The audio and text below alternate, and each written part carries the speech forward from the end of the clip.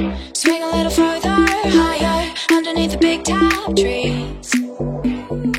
Hi guys, it's Cabela, and today I'm going to be filming a story time video, and it has been a long time since I've done like an actual story time. So let's get with it. This is gonna be like a story that took place a long time ago. This is how I ended up at the emergency room. This is the first time I ever had to go to the emergency room. My shirt is great.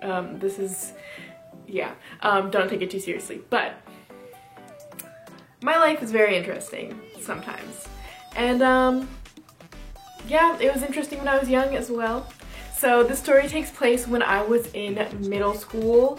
So I think I was in 7th grade when this happened, or maybe 6th. This story takes place in the Middle East. I used to live in the Middle East when I was younger, like all throughout middle school, like from 6th grade all the way to 8th. And I lived in Doha, Qatar, which is a little peninsula off of Saudi Arabia, if you know where that is. It's like the place that I lived the longest amount of time, so I don't know, interesting fact. Just to quickly summarize, it's the richest country in the world.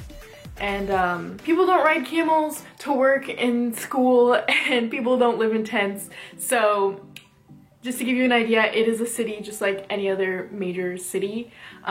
Whenever I talk about the Middle East, people act like it's an entirely different world altogether, and it's not necessarily. I lived in the city in Qatar, and it was fairly safe. So the first place that we lived in that country was in this little compound, and it was like the oldest compound in the country, or one of the oldest compounds. If you don't know what a compound is, it's basically like this big gated community, and then there's a whole bunch of houses inside of it. And then you have to go in and out through the gate, and then there's usually a guard there, and you have to like have your address and everything, like they know who lives where and who's coming in to visit who. So it's like really secured or whatever. So I lived in this little compound, and it was so dingy. Like, I don't know like why it was even gated. It's in the middle of nowhere, in the middle of the desert. There was like nothing for like miles, I feel like.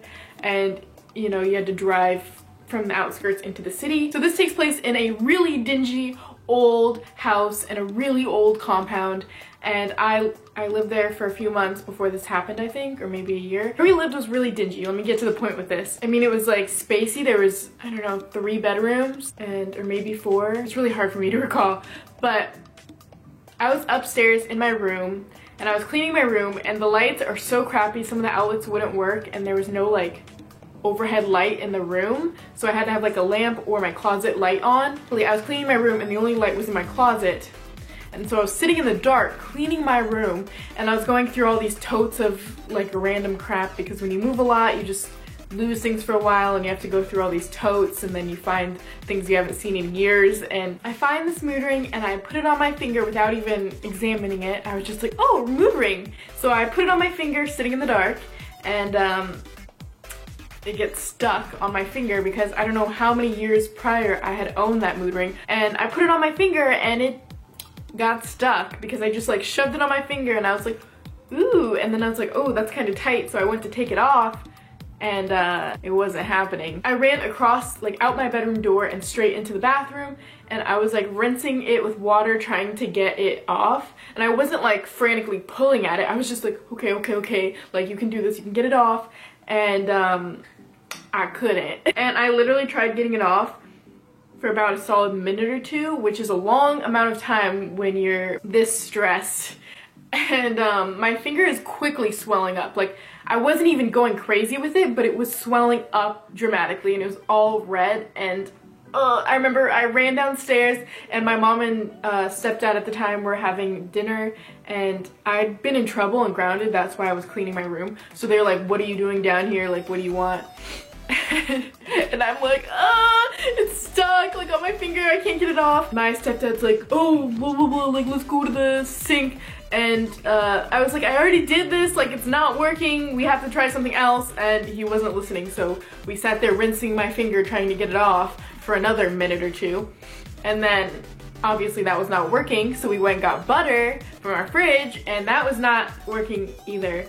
And my finger was like swelling up, not like huge, but it was like swollen, so it was even harder to get off because now my finger was even bigger on the other side of the ring. So my stepdad is like trying to rip it off, like this huge man is like trying to rip it off my little child finger, and it's not working. We have to go to the emergency room because my finger is swelling and it's really starting to like pulse and hurt at this point. I'm not being dramatic, like when I say my finger was disgusting at this point. Like it was like it felt so gross. It didn't look that bad, but it felt by the time we drive out of our compound and get out and then we start to hit the city, this was happening a little bit after sundown, and at the time, this is why it's important to know that I lived in the Middle East.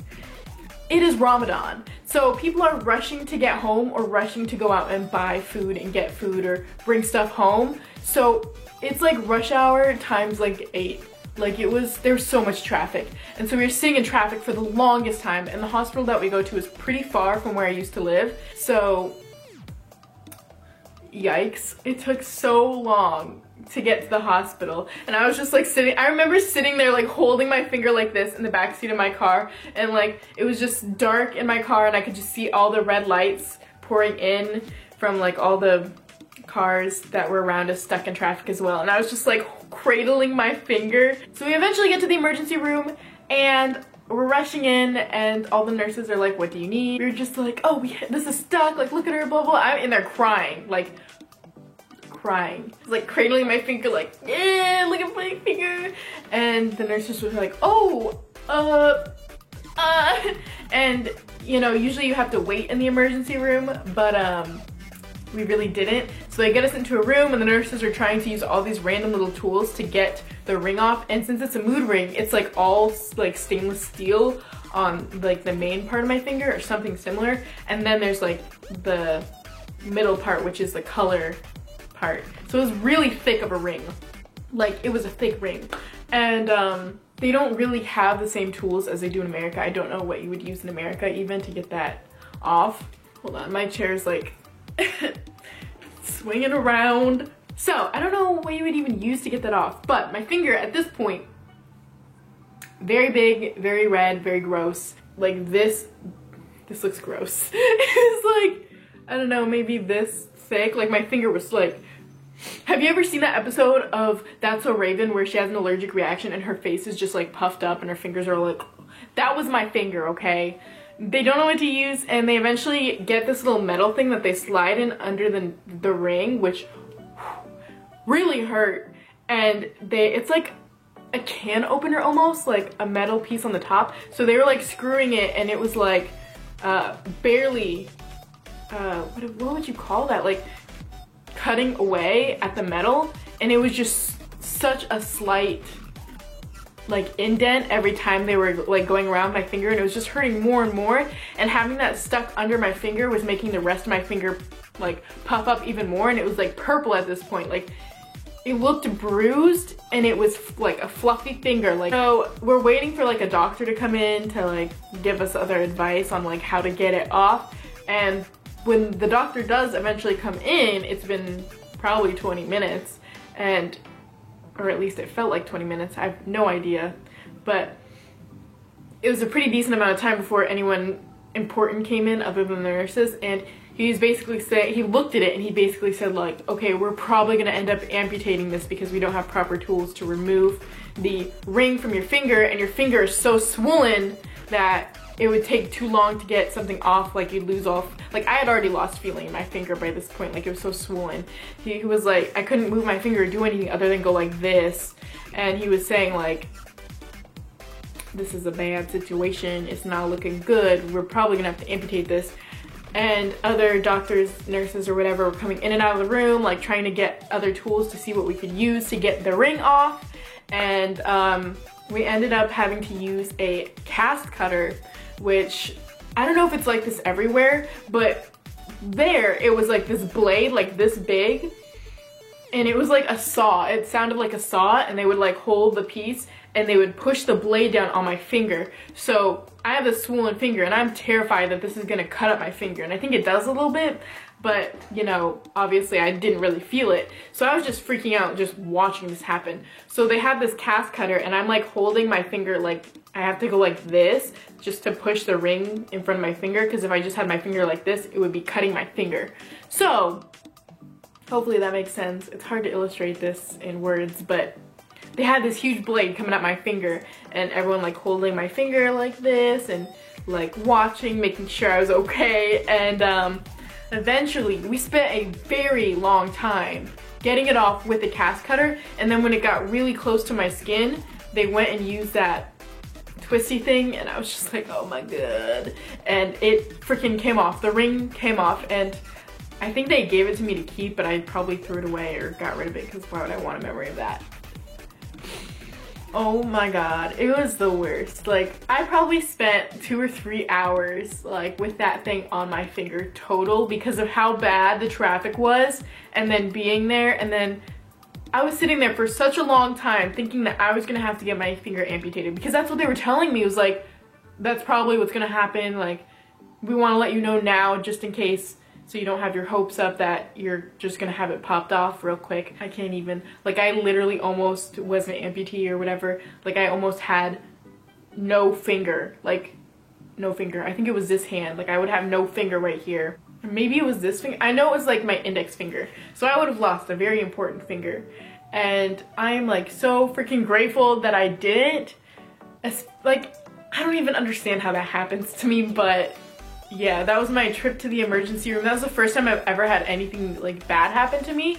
I've literally never had a cavity. I've never broken a bone or like anything. I've never had to stay at the doctor's or the dentist or any place for a long period of time. I've never fractured anything or like had any serious injuries in my life. So that was the first time I went to the emergency room, and then having them tell me as like probably a 13-year-old or a 12-year-old, oh, you might lose your finger tonight, just giving you a heads up. Like, bro, that was intense. That's it for today's story. I hope you guys enjoyed. If you did, don't forget to give this video a thumbs up for the finger that I did not lose. So it doesn't suck that much to be me, because I could literally have lost a finger. And hopefully something you all learned from this was that you need to be grateful for the things that you have. And also, don't put a mood ring or ring at all on your finger in the dark. So yeah, that's it for today's video. Let me know if you guys want more storytime videos. I love you guys so much, and I will see you next time. Bye! I wanna feel that sea breeze.